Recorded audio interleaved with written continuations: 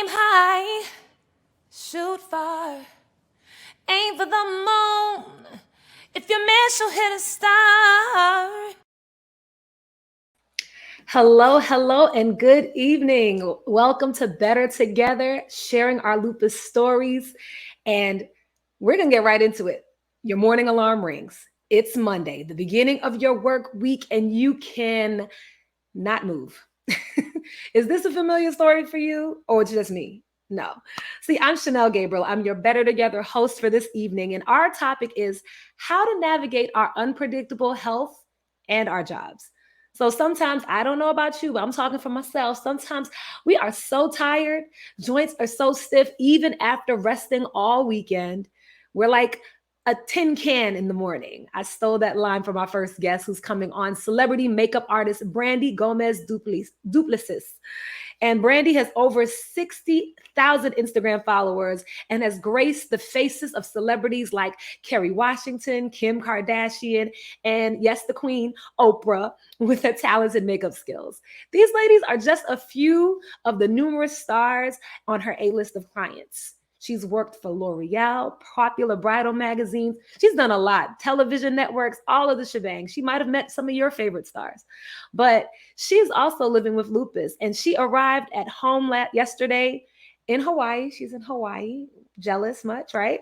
And she was had a whole whirlwind of a weekend as a makeup artist for the NBA All-Star Games in Utah. I'm hoping she got me a number of a player or something like that. But fresh off the plane, Brandy is home, and she is here with us, 10-man joints and all, to empower us. When that old, too familiar story in the morning of disabling joint pain sneaks up on us. So, as an entrepreneur or contracted worker myself, I do a lot of things like that. I know that whenever I have the opportunity to control my work schedule and rest when needed, that's always a plus. So, she's also going to be sharing a makeup tip or two. So, stay tuned. And now I'm going to bring in our medical host, double board certified rheumatologist. Dr. Michaela has an optimistic morning routine to get us up and moving, or maybe not. Maybe we should just call in and take the day off. Dr. Michaela, welcome to the stage. Come on, let me know.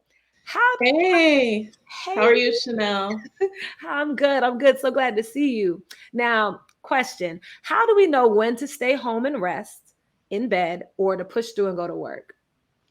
It's complicated. It would be less complicated if everyone's treatment required the same medical attention, but you've heard me say so many times, it's different from person to person. Mhm. But our next two guests are actually examples of really having complex lupus symptoms, and they talk about how they best treated their symptoms separately.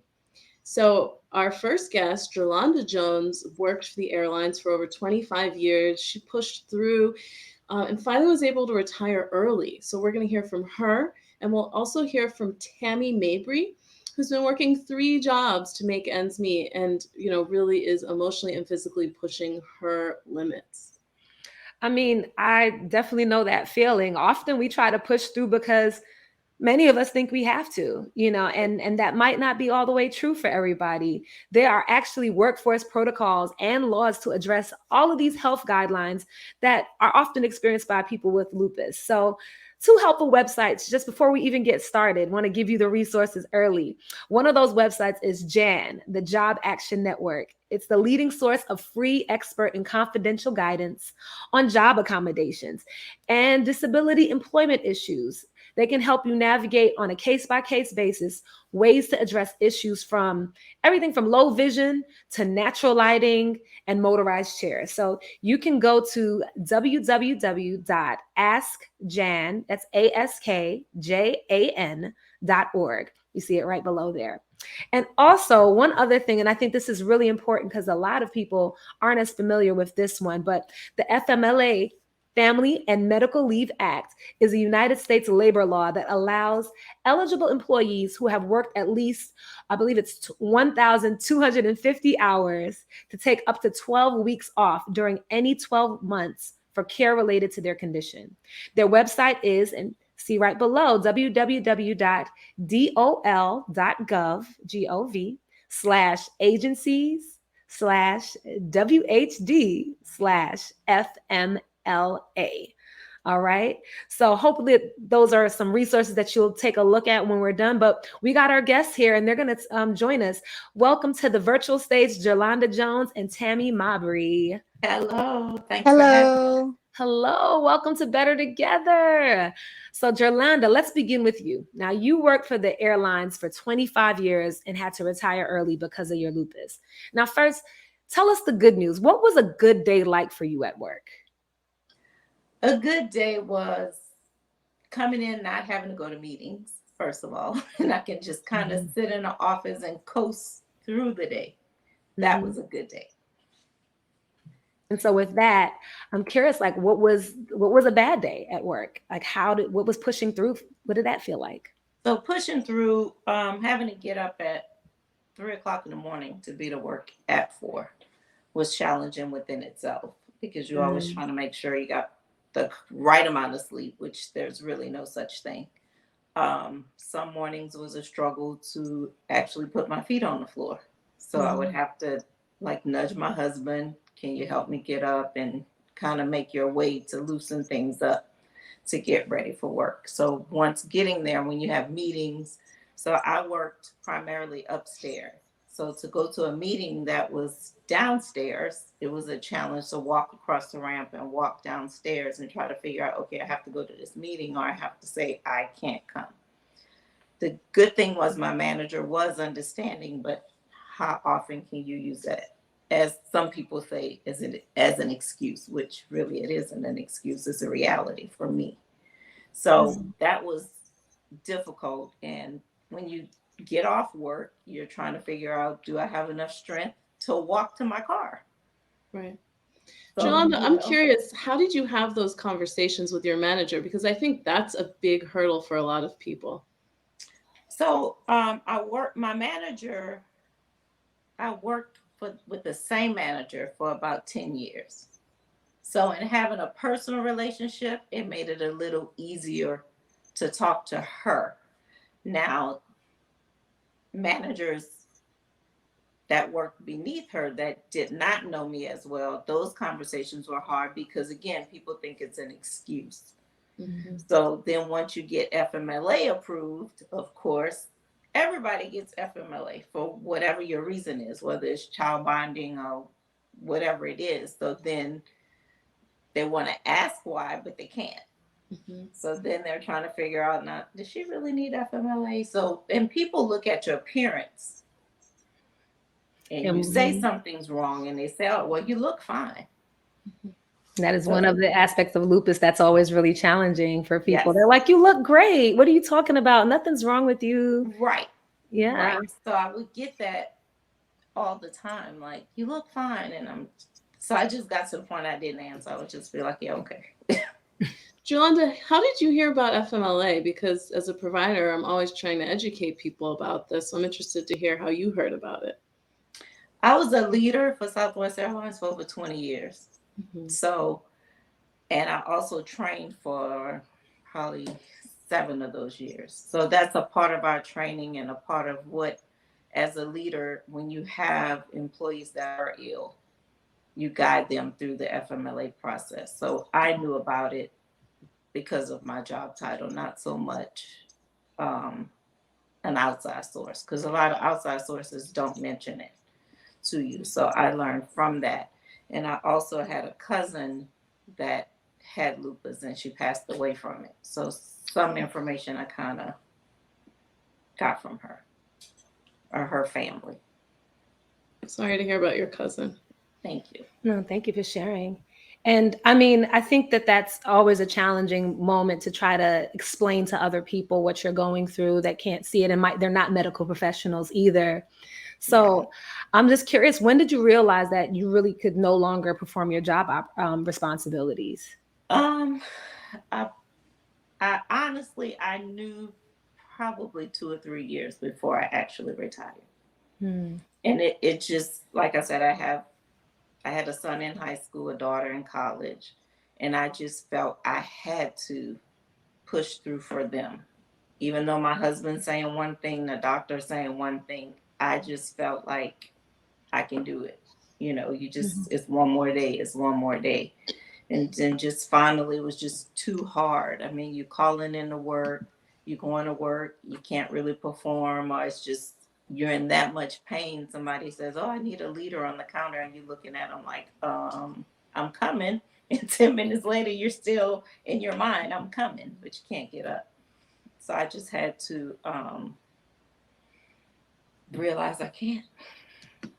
And that takes a lot for somebody to It's a realize in themselves, because I think that that's also the other struggle with lupus is in your head. It's like, I'm still capable, yes, right? And our bodies sometimes don't want to do what we want to do, quite often don't want to do what we want to do. And I know that that was challenging for you, but I'm glad that you finally, at least finally, made the decision that was best for you, yes. and that's powerful in itself too, to be able to say, no, I'm gonna do what's best for me. I'm not pushing through anymore. Yeah, and having the support of my husband and my kids and my parents, Mhm. it made it easier because you don't feel like you're letting anybody down. You don't Mm. feel like, I don't want to say a loser, but you just feel like I have to fight for everybody else. And of course, I'm the youngest, so it's like I'm not supposed to be home, Mhm. So it was hard. Thank you for sharing, Jolanda. Tammy, tell us what your experience was, because you were working at one point, or maybe now, at three different places. So how do you have all those conversations? Well, honestly, it all started years ago. I just worked. Um, I bought a house and, I took on extra bills. So I just started to work. And my mentality is like, you got to do what you got to do. And when I was working these additional jobs at the time, excuse me, um, I found out I had lupus, but I didn't take it as serious as I should have. So I was just doing what I did, and it took me the first time I was hospitalized, and once I was hospitalized, and we didn't even know it was my lupus flaring. To be honest with you, I had gotten a car accident that same day, Mm. so we rushed to the hospital, and I'm thinking it was something from the car accident when in fact, it was my lupus flaring up. So after that point, when I went to work, they cut my overtime. I had to make a decision on if I was going to work two jobs or not. And I just had to say no. Um, I don't know if it's that I just like working a lot of jobs because I've always had a lot of jobs, but I've had fun. I've worked, one of the jobs I will say I loved was working for a security company, working all the events like at the, Pepsi Center because I'm in Denver, Colorado. So I went to concerts for free. I went to so Nice. many events for free. And it was a lot. It was a lot of it's a toll on my body, Mhm. but you learn. You really, really do learn that you have to take time for yourself. And so once again, I was hospitalized and I had two blood clots in my lungs. And I actually thought it was a lupus flare and sat on it for a couple of days. And I was going to take a sleeping pill. My friend's like, no, don't do that. And which I'm Wow. glad I didn't because I wouldn't be here. And when that happened again, I stopped working a lot, but then I went back to it. So it's a Wow. lot. No, you want to know what's crazy? That's literally the same story I have with the two blood clots I received. I was in Montana, so I was out in your side of the country, a little close to your side of the country. Hmm. And I had two blood clots, but I had a show.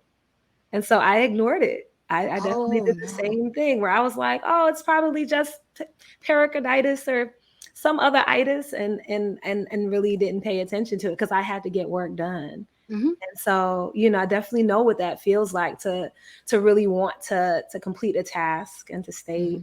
present and to work hard, but not always listen to what our body's telling us. And Hmm. also, thank you for bringing that into space. What could have happened, Yeah. if we didn't take care of our body in that Hmm. moment? But literally, you said it. I was like, oh my goodness, you're telling my story too. Yeah, it was that was scary, but you know, I'm I just work because I have to, plus I want to enjoy life when I can.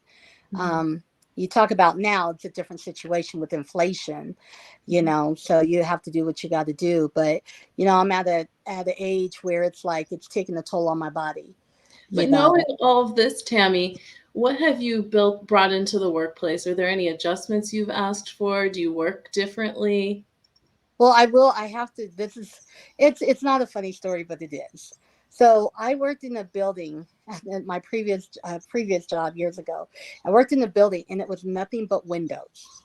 So it was a lot of windows. Mm. So I had to bring in a doctor's note, and they had to move my desk because I could not sit in front of the window, because my lupus was flaring up from that.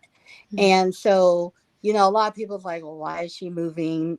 They never really understood in the very beginning. But like, we talk about, people getting to know you and understanding.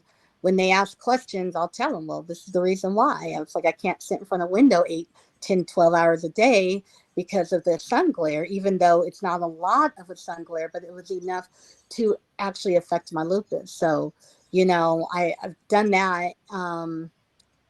Other jobs I've had, you put in that FMLA paperwork, and I've had an HR rep say, I mean, we really got into it, to be honest with you, because they, I, she gave me a tough time, and I was like, read my record. Do I really use my FMLA? I don't use it that much, if any, because I had the luxury of working my doctor appointments around my schedule where I didn't even have to use time off or PTO, even though it was there.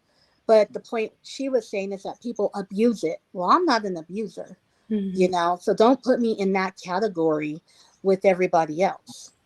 And she had to apologize, and I'm like, first of all, that's a problem for you to approach me like that. Secondly, look at my record. And that's the thing. I don't really use too much FMLA because one, I just work through it. And two, they know when I really am not feeling good. So when I say I need to go home, or now since I work for remote, I say, I just need to clock out and go in the other room. Um, they know when I'm not feeling good. So, but yeah, it's different. No, but that's really good. Those are some simple modifications that I don't think people think about. Like, can I move my desk? Hmm. I remember having Raynaud. My Raynaud's was really, really bad, where my fingers would go numb in the cold, and my desk was under a air conditioner in the office, and I had to say, "Hey, can I move?" And they hated it. They wanted me in the office. First of all, no one wants to be in the office with their boss, but Right. definitely. But also, my fingers were literally, I'm like, look at my fingers. And that was the thing that allowed them to move my desk. But I don't, I think that that's really important and powerful. And a lot of people don't realize that sometimes the light bulbs in spaces, have rays that affect Hmm. individuals different ways. So you can actually ask for them to replace those bulbs. Those Hmm. are all accommodations that are really helpful. um, and Jolanda, just thinking about you, for you, did you ask for any accommodations as well, specifically for your role? I did, like, when we would have meetings, because as a leader, we all meet in a conference room every morning at 9 o'clock. So on the days I could not go, I would just say I can't go. Or if I needed to be on the floor, I would tell them I'll switch with somebody to not be on the floor. So they were accommodating, but Hmm. at some point, Yeah, when it's time. Yeah, you knew you needed that. You needed yeah, that. when it's Jolanda, you had mentioned disclosing, about lupus or the discussion around that. And how do you manage that? Do you share with your employees that you have lupus or no? A few I did. There was actually a young lady that worked under me that had signs of lupus, and she would complain about the same thing. And I said, "Did you go to the doctor? Did you?" No, I went and they said nothing was wrong. She found out she had lupus, and a young lady Oh, passed not even 6 months later. Wow. wow. A young lady. Yep. That tells So everybody they gotta be mindful. Like, listen to your body. The yes. big thing is listen to your body, not just in having lupus, anything. because you never know what it can lead to. Because I didn't know I had lupus. They were treating me for allergies. Wow. For years. Yeah. I Yeah. mean, You know, misdiagnoses run. They right. run the gamut. You know, everything Yeah. from I've seen so many misdiagnoses. I'm going to throw this question to Dr. Michaela. Do you write a lot of doctor's notes for your patients? You know, like letting them know, or do you when you have these conversations? How does it usually go? Well, I try and let people know about FMLA and resources like it, and to kind of set up meetings with their HR department to understand what's available, because it's different depending on where you work. But I fill out a lot of paperwork for FMLA, for disability. We have this perception of what disability means, but not being able to fully do your job may qualify you for disability as well. Definitely. Thank you for letting us know that. So I think that that's another side of it that we don't always know more about that. So what would qualify someone for a disability, or what would allow So you to write that? I actually don't make the determination. I get forms from patients' HR departments, and I fill out what they can and can't do. So they'll come in the office, and we'll say, "Can you lift things? How long can you sit for? How long can you stand for? How many breaks do you need to take throughout the day to get through the day? How often do you need to take a nap?" One of you mentioned kind of stepping out and going into the other room. So all of those things are just recorded by me, and then someone else makes the determination on if that really qualifies for disability in by their work description. No, thank you. Thank you. I think that that's something that a lot of people don't necessarily know is an option, or understand that there's temporary disability. It's not just if you're permanently disabled. You know, it's if there are all these different resources that I don't think everyone always thinks about.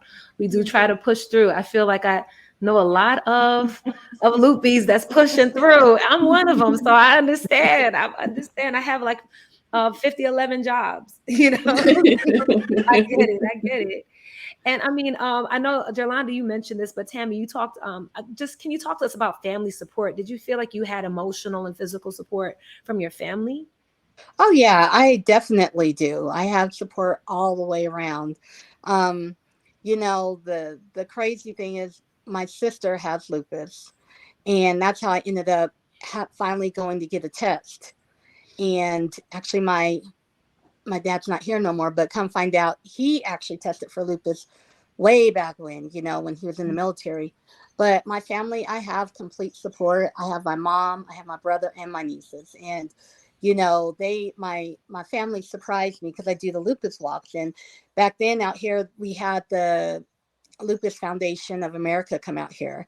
And when I first did one of their walks, my mom and my niece surprised me with a shirt. And they had my name on walking four, and they had my name on the back of it. And I was like, that was just amazing. Um, so yeah, I support family support. I have it. And my nieces tell me that every day I do too much. Auntie, you be doing too much. But And it's I good tell to them, hey, hear we from gotta take people. care of business, right? So I have all the support. I'm stubborn, so my mom be telling me things and I just don't want to listen because in my eyes, I just gotta take care of business. But in the end, my mom, she'll be like, okay, we'll do it this way to help you out, or you need to sit down, or we need to put ice. She gets on me, you know, because I'm just stubborn. So So it's very important to have that support.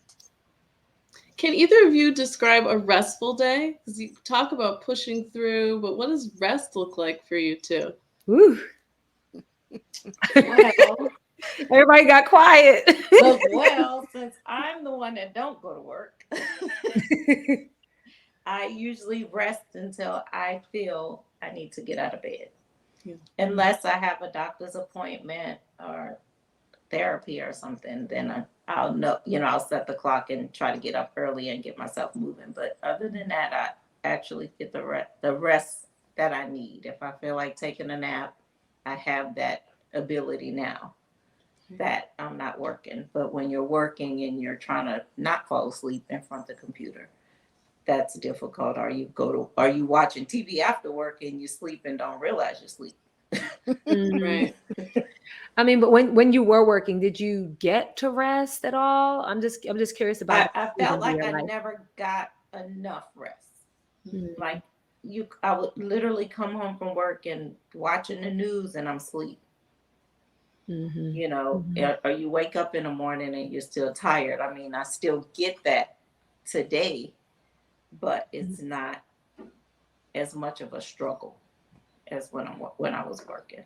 So Mm-hmm. before I stopped working, I actually did short-term disability. Then I did long-term disability or retired disability. Hmm. And what about you, Tammy? What does rest look like for you? The only time I really get my rest is when I ain't feeling good. When I truly, truly am not feeling good, honestly. So, in those days, it's like I'm knocked out. I'm in my bed and knocked out. No one, you can call my name and I'm not going to wake up. So, my day to day is always busy. I'm busy from sun up to sundown. But Yeah. there's been times where it's like I will say I'm not working this weekend. I'm not doing my extra little jobs, and I'll just fall asleep on the couch. I'll say I'm gonna binge watch something, and I end up falling asleep. So Mhm. yeah. I've been there.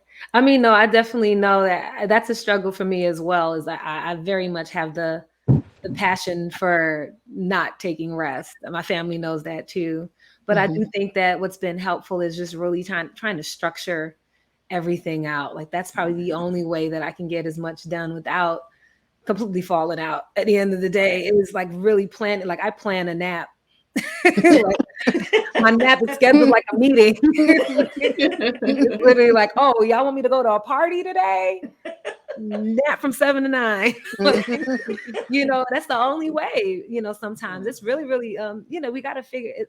I do think sometimes we do live in a society that does keep us going, Hmm. and that's the world we live in. But you're right. Like sometimes our bodies, we work our bodies to the bone. And Hmm. it does need that rest. Like we really do need to build that rest in whatever that looks like. And I know that you have, Tammy, you have uh actually, I'm sorry, wait. Yeah, let's talk about the artwork. I know you have a hobby that does that. I feel like that might be your relaxation, if I'm Oh not yeah, mistaken. sip and paint, best thing ever. So you gotta tell us about this artwork you have So behind you. so all my artwork. A friend of mine got me into this, and the first one that I actually did was the one that says Lupus Warriors. That says 19 years, and it's sorry, I gotta look at the camera and look at where I'm pointing. Um, so that was the very first one that I did. And I Wow. will tell you, it is so much fun. It is so relaxing, So it's a group of us. And the first time I went, we went and got something to eat, had a little drink, then go and do the paint. And the very first one, I was like, I'm not going to be able to do this. But it turned out really good. And then since then, I've been going strong. So that was my first one. That's my second one. You know, this is my favorite one right here. That's cool. I love that one. And then that one. I recently just did one a month ago. And I work a lot, as you know. I do way too much. So I had scheduled to do another painting and I asked a couple of friends. But of course, it was when I asked people, it was in December. And so everybody's like, no, no, no, no, no, I can't go. So I have one friend, one of my best friends. She's like, I don't know, Tammy. I'll let you know. So I was like, I'm still going to go by myself. And my friend ended up calling me at the very last minute. And we went. And I got to show you this picture. This is not one of my favorite pictures. Okay. And that's the picture. That's nice. Oh. The reason why I don't like it, if you look at the hand, it's like a claw hand. Okay. It's like a lobster claw, you know. But at the end of the day, even though I don't think that this was one of my perfect pictures, with me working as much as I was working and not taking time for myself, I actually got to relax. And it was Wow. a lot. It was downtime, and me and my friend had so much fun. We were cracking up, and we met a lot of people, and it was just fun. So this is when I have the time to do this. I do it all the time because it is relaxing, you know. So that's my little time away from working 2, 3 jobs.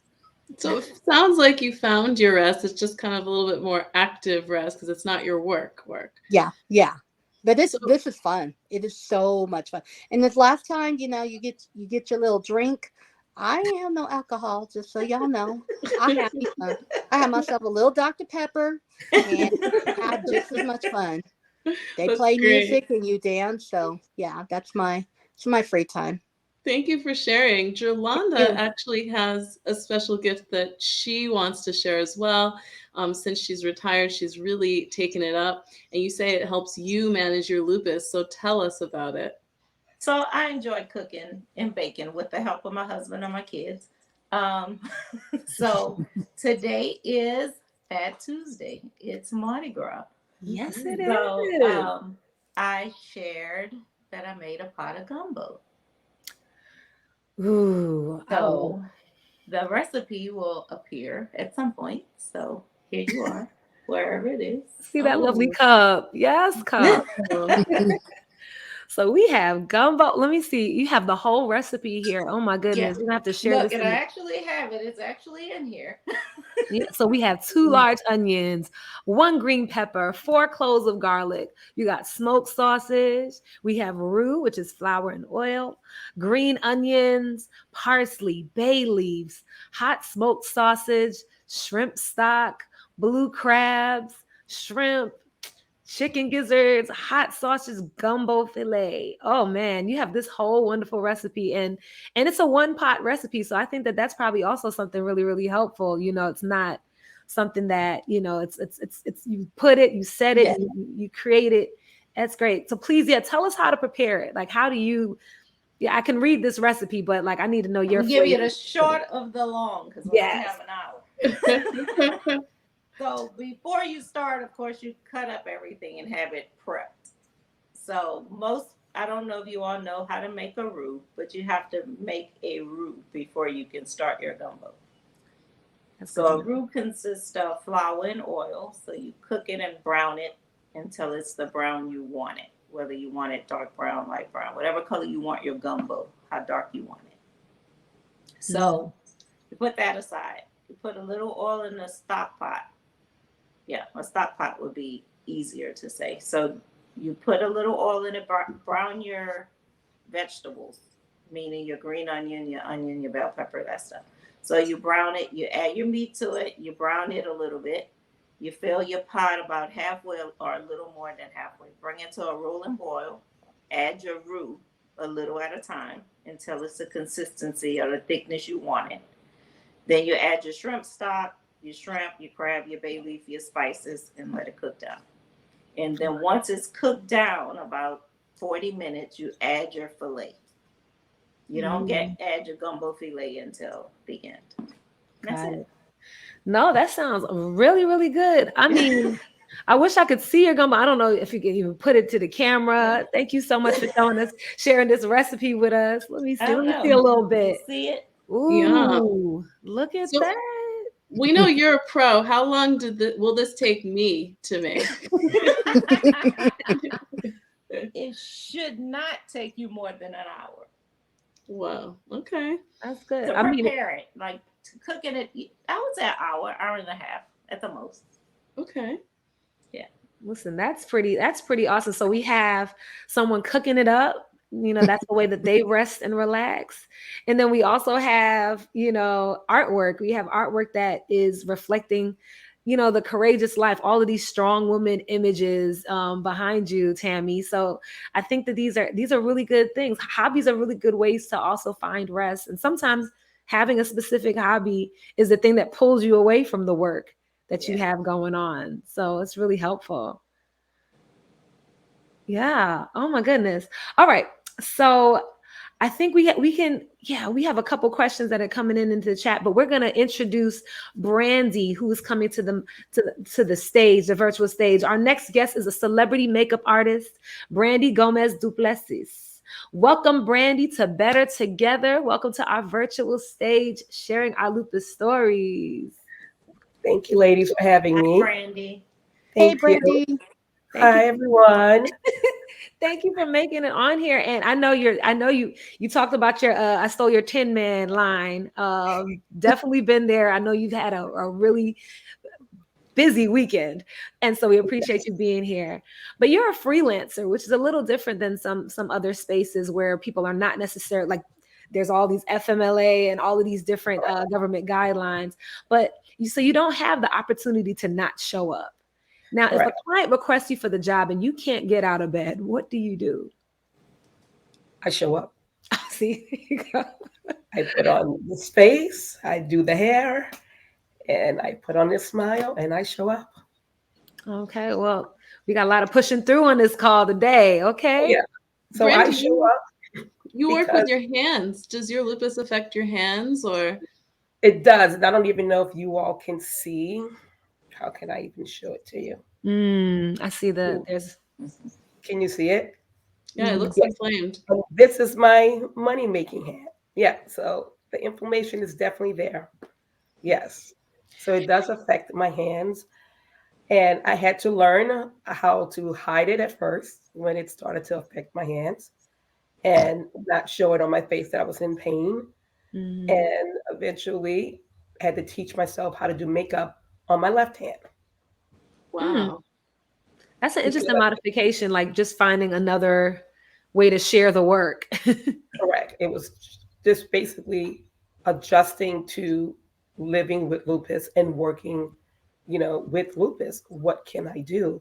Because I wasn't ready yet to stop my career and I had so much fight in me and Mhm. I was so passionate about what I do because it brings me so much happiness. And because you ladies can definitely relate to this, when you have lupus, you're going through so much. You want something that's going to bring you joy and that's going to fulfill you. And during makeup, during hair, and seeing what I can do, bring happiness to someone, I didn't want to give that up. Mhm. So I had to keep fighting and I had to figure out how can I maintain and still do what I do best, and that is bring beauty to someone. Mhm. And how and were you diagnosed already as a makeup artist or did this happen No, before? no. So I was doing makeup and I just knew something was wrong. I was on set. I was burning on set. I was flaring up, but I didn't know what that was. Mhm. But I knew I was feeling bad. I knew that I was in so much pain. I was exhausted. And I went to the doctor and they say, "You're fine. You're healthy. You're young. Nothing's wrong with you. Maybe you're sad. Maybe you're depressed. Maybe your job is stressful." I was like, "No, my job is fabulous." Like, no. And so I was one of those people at first. I said, okay, well, maybe the doctors know what they're speaking about. Maybe maybe I'm stressed. Maybe I'm just carrying too much heavy products in my suitcase, back and forth. But I just started to keep having these same problems and it was getting worse and it was every day. And I started to feel really like a tin man. I was like, in the morning, I can't, I can't move in the morning. I'm literally like paralyzed in the morning. I went back again and they finally said, let's run some tests. And it took a very long time before they finally diagnosed me with it. And finally, because I brought up that my mom twin sister recently passed from lupus, that's when they said, okay, hold on, let's do some work on you. Mhm. No, I mean, and I appreciate you sharing how that process happened, unfolded for you. I think that that's something that some has happened, for many people. They were in the middle of their career and these symptoms just started. And so you just came off of a really busy weekend. Oh What are you yes. doing now? Are you going to take some time now? Like, what did today look like for you? Well, I wanted to spend time with you ladies, Thank but you. as soon as this is done, pulling the hair up, and I am going and get in bed. I'm in pain right now, actually. Oh my goodness. And as you can hear, I can barely speak. But I'm going to spend the rest of the evening in bed, and I am going to, put on some relaxing music because that helps me. And I'm just going to do a little Reiki on myself as well and just relax. Just stay in bed and relax. So, Brandy, I love that you share your relaxation and thank you for being here with us despite such a busy week. Tell me a little bit about how you share about lupus in your workspace. Is there any setting where you talk about it? Well, the first year after being diagnosed, I didn't share with anyone. I was I was afraid. And at first I thought right away, because of what happened with my aunt, I thought I was going to just pass like suddenly. So I didn't even know. We didn't know how to deal with it. It was scary for us. Mhm. So the first year I didn't share it with anyone. And then I slowly started sharing with coworkers, the other makeup artists that I was working with on set, and started sharing with the ones that I felt closer with. You know, let me know if I start to look a certain way, or if you see that I'm having problems and I'm doing this with my hands, or I need to sit, this is why. And everyone received it and was very receptive with whatever you need. We're here. We're here to help.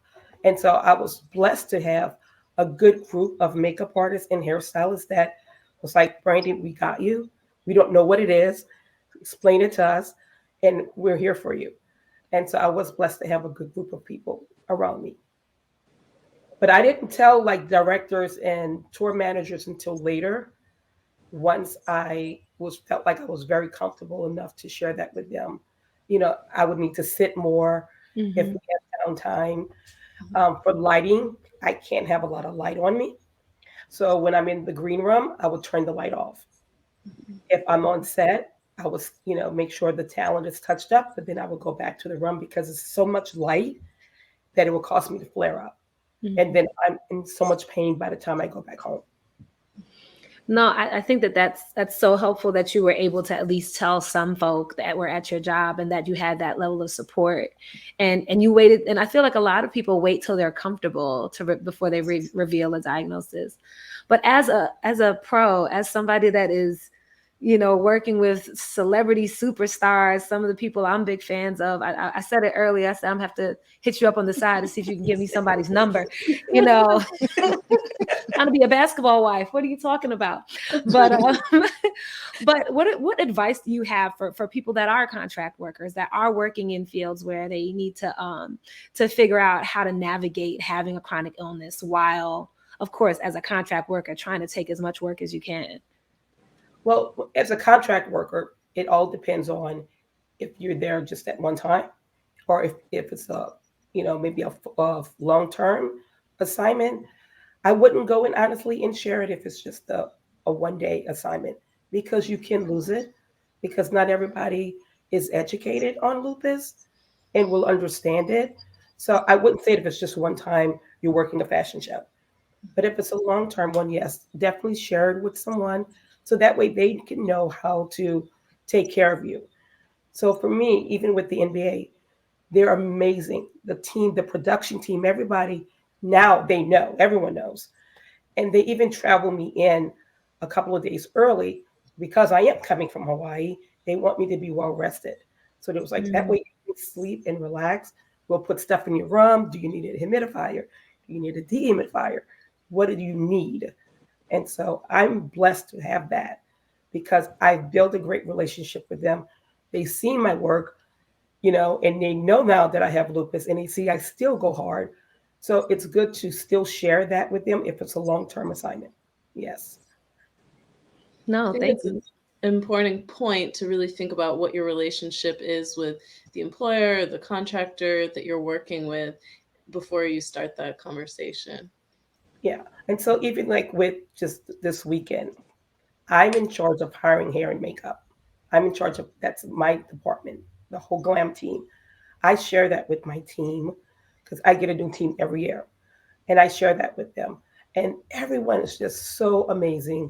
You know, Brandy, if we have, time, sit down and relax because I won't stop until my body shuts me down and then I stop. Yes. So I've learned now to stop, to sit down for a minute, you know, to give myself a break and turn the lights off and just relax and meditate. How did you get into meditation? And you mentioned Reiki. I started with Reiki once I moved here to Hawaii, but it was introduced to me in my rheumatologist's office the nurse there, she saw that I had a lot of challenge with my doctor. And she pulled me to the side and she said, I want to introduce you to something called Reiki. Never heard of it. And, you all understand this. When you're going through it, you don't care what it is. You want to hear something that's going to help, Mhm. And so I was like, sure, I'm ready to receive whatever it is. And when she shared it with me, she's like, I want to try this on you really quick. And when she did it, I felt something. And then when I went home, I, just laid across the bed. And later in the evening, I told my husband, I feel really good. I feel like my old self. But I Mm. didn't put it together that it was the Reiki. And then later I said, you know what? That nurse did this thing on me. I didn't even know how to pronounce it really. And we started to look it up and started thinking, like, that could be it. And once I started looking it up, I've been practicing ever since. Wow. Wow. Thank you for Sounds sharing. like you've made so many amazing adjustments, to really be able to still do your best at your job. And I think that's true for everyone. We actually have a question from the chat. And someone Okay. asked, Omar asked, what are ideal jobs or careers for people who are living with lupus? So maybe you guys have perspective on that. A remote job. Yeah, remote. Yep. Remote work. Definitely. I mean, I think it's working in spaces that are accommodating. I think that there's some really fast-paced careers out there where, yeah, it's being a stock trader on the floor might not be the best one. Although by the time the Dow closes, you're pretty much mostly done, right? But you know, but I think that thinking about jobs that do have downtime built in, jobs that are accommodating. I love depending on the nonprofit space, a lot of those spaces tend to be very much about, I know for my job, we're very much like, oh, what's going on with you? Oh, mental health day. They used to kick me out the office. Like back when we had an office, we were in person pre-COVID. They'd be like, Chanel, it's late. You're tired. Go home. But I think it's really just making sure you're in a space where the people that are there are aware of the accommodations. They're aware of you have support around the FMLA Act and all of those different things. It's just really important. So and also something that you do like doing. I think that's the other side of it. The stress of working in a place that you can't stand. Yes. Right. That's definitely something that limits. Any other thoughts? We have one more activity we're gonna do before we go, but just want to throw it out to the rest of the group. Any other thoughts about that? No. I just will say something, finding jobs where you can sit, and also too where it's not as stressful as you mentioned, and where you're not maybe interacting with a lot of people. That may be the best job. Thank you. That is a good idea. Thank you so much. Now, so we have come on, we have a accomplished, passionate, dedicated makeup artist on this call. So I have to get some tips, okay? Because one thing that I'm terrible in, I didn't put any on today. I'm so bad with my lipstick. My lip game is dry, okay? I got this chapstick. That's about all I got, okay? But I want you to help. Can you help me out or maybe help us out? I don't know if everybody else is participating, but can you show us how to create the perfect lip? I You can know, definitely do that. I could definitely do that. you could. Okay, so I was told to get a lip liner, and I was told to get some lipstick. I don't know. Do I need something else? Well, do you have a lip balm? Yes, I do. Oh, And perfect. one thing I got. I don't have mine in front of me. And if you have a tissue, that'd be great too. Okay, Okay. I might not. We're gonna keep it moving. Okay, so start first. And I know everyone does this. As soon as you say lip, they want to lick their lip. And I'm like, no. Like, So what you want to do is go ahead and put that lip balm on first. Okay. And everybody at home, know you can go and grab your lip liner. Come and learn with us. Okay. We're Yes. practicing. We might have a hot date, an NBA player next week. So I got to learn how to do this. So I'm going to give you that tip on how to catch a NBA player. So now that you have on your lip balm, you want to go in with your tissue and just blot. Yeah, because you don't want the lips to be too moisturized, Okay. but you want a little bit of something on there. Got it. All right. Next thing, after you do that, you want to go on and start lining the lip. Now, this is my trick. I always go in on the side and at the bottom. So going in on the side, almost like a V, I can't. Okay. almost like a V. And you just want to fill in that color on the side. And it's just like soft strokes. Just filling it in. And then once you do that, now you're going to connect. You see, just like this. So it should look like that. Okay. Hmm. Now you're going to do the same thing at the top. Just really soft strokes. So Yeah, this is gonna make me look like I have pouty lips. Like you're I gonna don't, I have don't got nice. much in the lip department. That wasn't.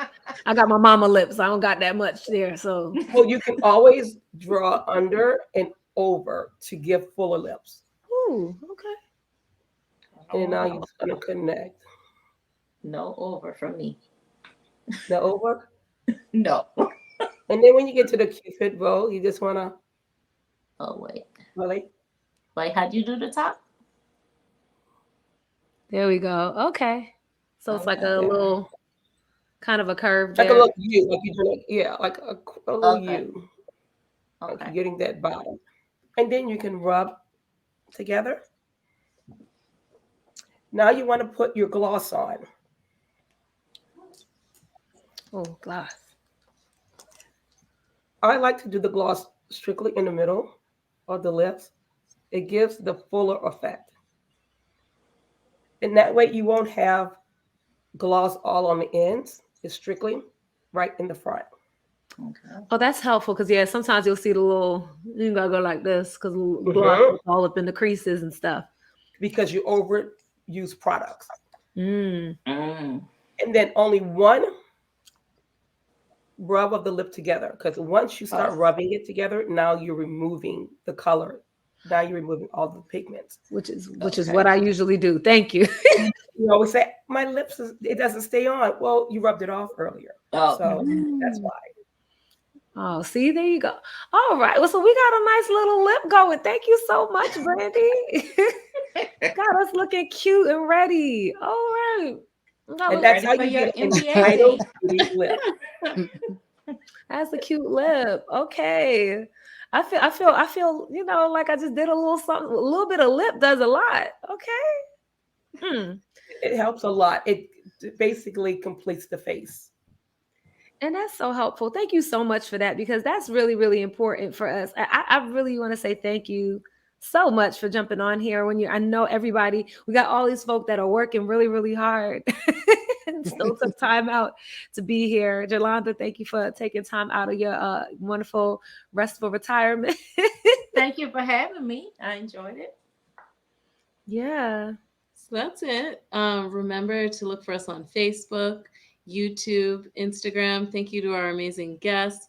Please post your comments about what they shared, maybe some gumbo recipes, some lipstick tips. Reach out and share. Chanel and I want to thank Biogen and remind you if you are interested in additional information on lupus and clinical trials to please go to biogentriallink.com. You can see that below. And Chanel, what is the title of tonight's spoken word? It is called My Perfection. All right. Thinking about having to work. See, now I have been told I need to be flawless. My brilliance needs to shine even through the shadows of doubt cast upon me. Expected to always display a heavenly clarity, a jewel placed in a predetermined setting, but constantly told that I don't fit. See now, sometimes there is no tolerance for less than 24/7. Vacation days are seen as luxuries that I cannot afford to take. I have to plan necessary surgeries and treatments around company schedules, scared to call out when I'm sick because they'll find something out that I missed, while I dangle pink slips on wrists as if I should know that I can be easily cut. See, I'm a jewel placed in an oppressive setting.